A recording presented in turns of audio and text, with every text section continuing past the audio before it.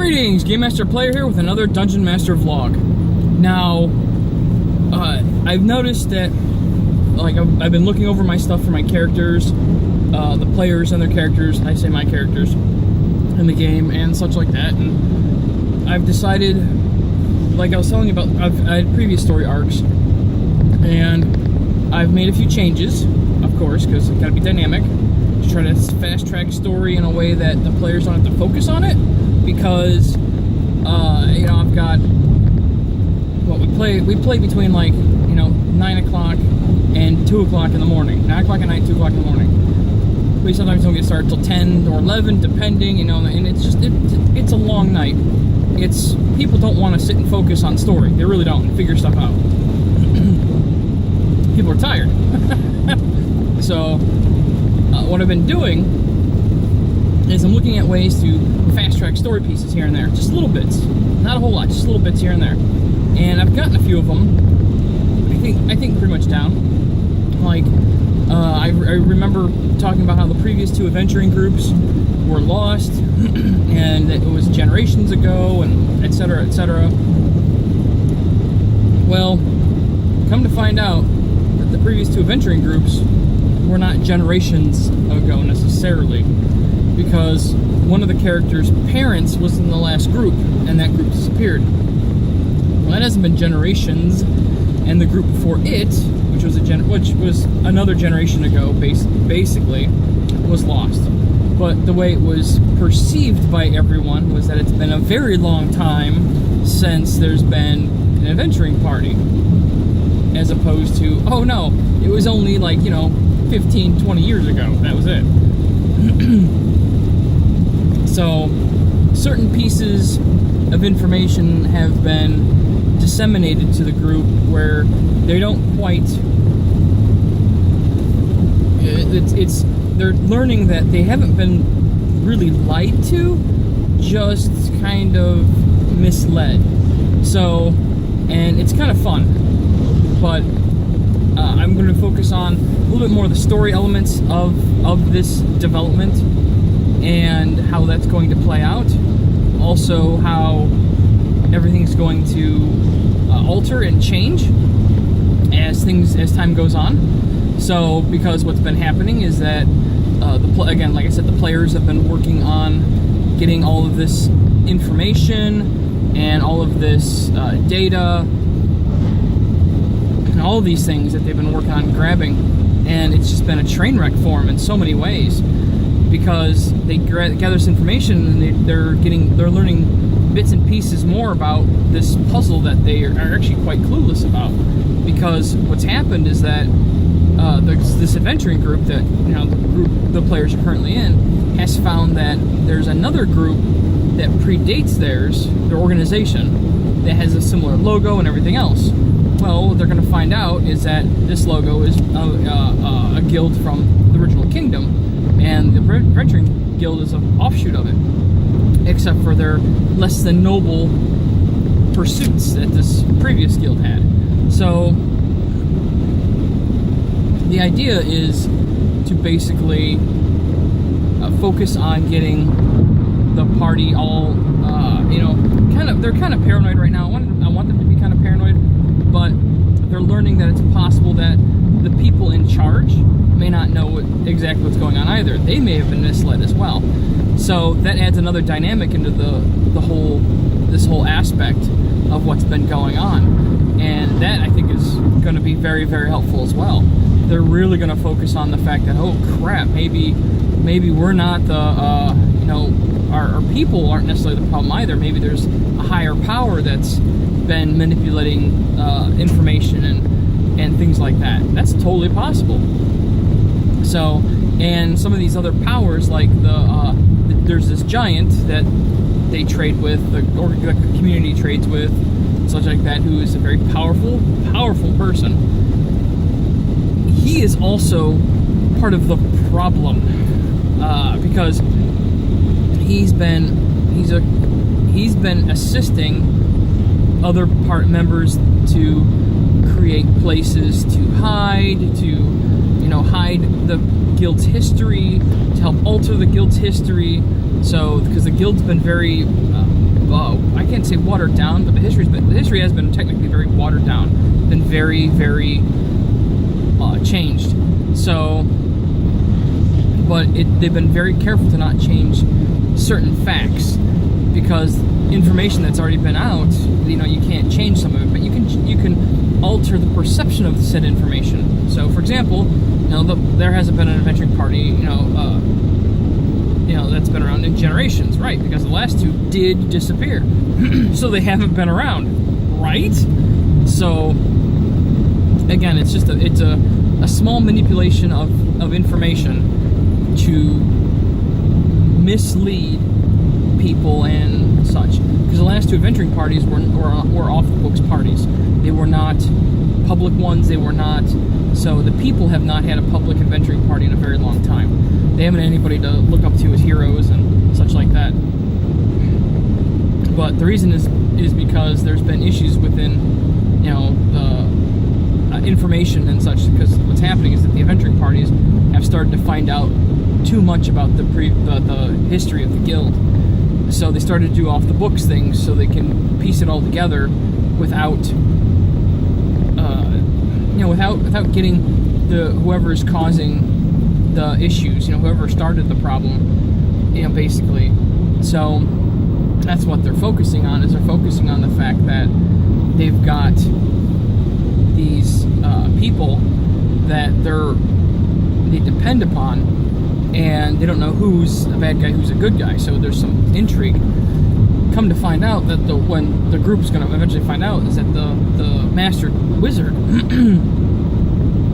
and the Wizards Guild, Master Wizard is a descendant of one of the original members of the guild, who has basically continually been a descendant that's been Master of the Wizards Guild at this point in the Wizard Tower.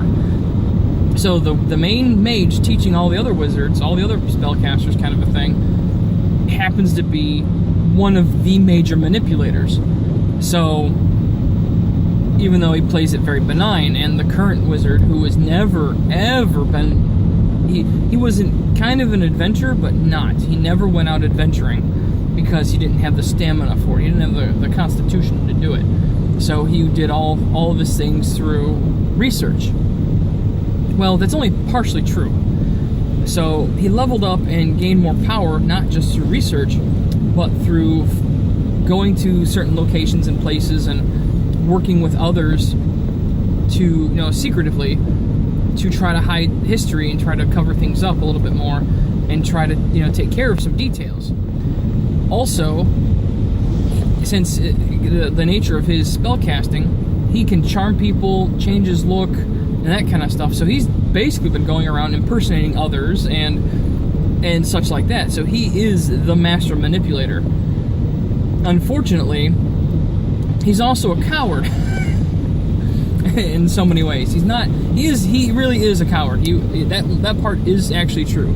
He doesn't have the stomach for, fighting. He doesn't have the stomach for confrontation. So when they found out that a previous or descendant of a guild member they were being hunted, the founders, he took off. He just I'm done. I don't need this. And he was hiding with the giant, who is assisted as well.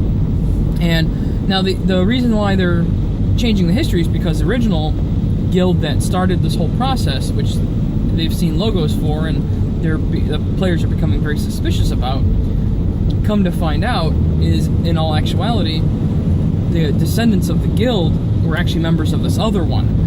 And they band together after the dragon showed up.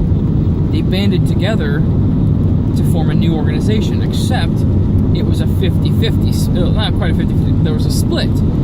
So some people wanted to continue the research and the work that they had started under the original mandate, and other people decided that, maybe we need to take this knowledge or some of this knowledge and protect it, and let's work on defeating the dragon. Let's work on reuniting our people.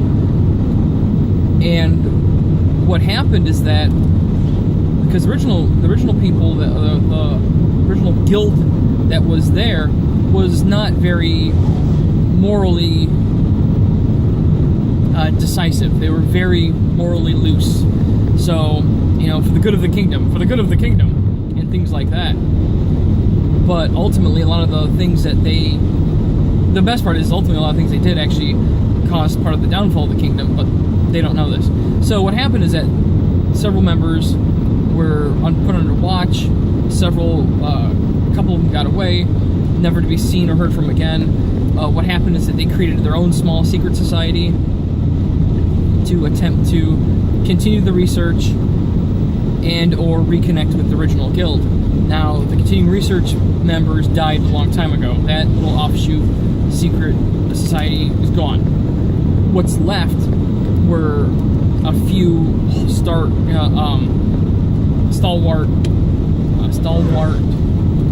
I can't think of it. I think I'm saying it right. Followers that wanted to reconnect. And they made one last push to try to do that. And what happened is that they were killed by kobolds. But they opened up the Kobold Warren, which actually connected to the other side, and that's eventually, because the kobolds got brave and started exploring, and then they started thinking because then they found the dragon and started worshiping the dragon, thought they would become more powerful, and then started raiding on the other side, and then their adventurers or their guild came up and crushed it, or tried to crush it, only to find out that there's a hole now in the wall, basically, they can get through. And then the mandate changed. Keep the kobolds, just go past them. So, unfortunately for them, the dangers in this area they were not prepared for, and a lot of them have died.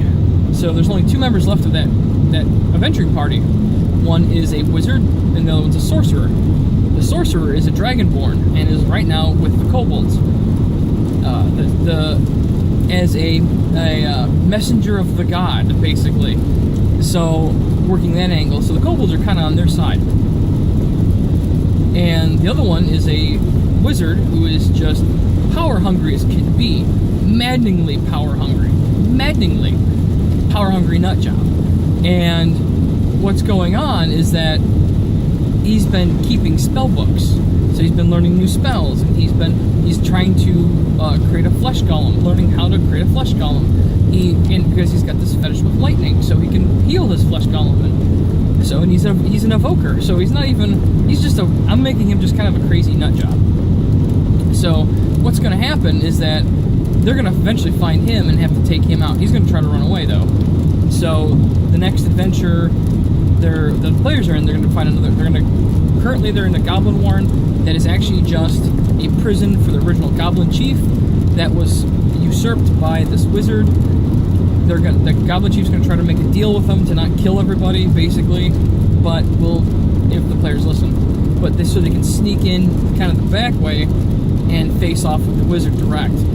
So if the players do this, they also earn a little bit of, because I've been doing levels by story piece, not by XP. They'll earn a half level by actually assisting the goblin chief, because that's right now everyone's like, goblins are, they're a nuisance, they're vermin, they need to get eliminated. That's it. And this is something that's going to go beyond what their mandate was just to take care of, they wanted to take out the goblins. Now it's just, we're going to kind of be friends with them, only to, and the goblin chief isn't going to necessarily backstab him. His goblin tribes have been hurt very bad from this, and orcs are now raiding and fighting, but again, with the powerful wizard, the orcs have been beat back a bit too, so it's kind of a point where, where everything's going to kind of balance out for a while, so it won't be an issue. But the idea is for the players to work with the goblin chief so they can go back to the original goblin den, go straight there and confront the wizard, which the wizard's going to try to get away, and they're going to have to face off with a flesh golem that is basically just muscle. So, and the wizard's going to get away and try to go back into the mountains. So there's that's going to happen. There's going to leave a lot of stuff behind, which is going to be stuff from previous adventuring parties and things like that, and hints and clues and notes. So I'm focusing on that as well. But the game won't be for another 2 weeks. I'm still beating around a few ideas. Let me know if you think this is good, some good ideas, some bad ideas. Mostly, like I said, I fly by the seat of my pants on a lot of this because I look at the mood of my players and I figure out, do I want to try to throw in some combat? Do I want to add some more story? I try to go after what they're hungry for, what what they want. So last game was all goblin fighting, which is legit. That's no problem there. It just took all session to fight goblins and fighting more goblins and fighting even more goblins. So, you know, it is what it is. But thank you everyone for watching this video. And if you liked it, please give me a like. Any comments, please put them in below. I'd like to hear about some ideas that maybe I'm doing the game wrong. Maybe I can change the story a little bit. You know, I'm up for any sort of input. So, anyway, thank you all for watching this video, and I will see you in the next one.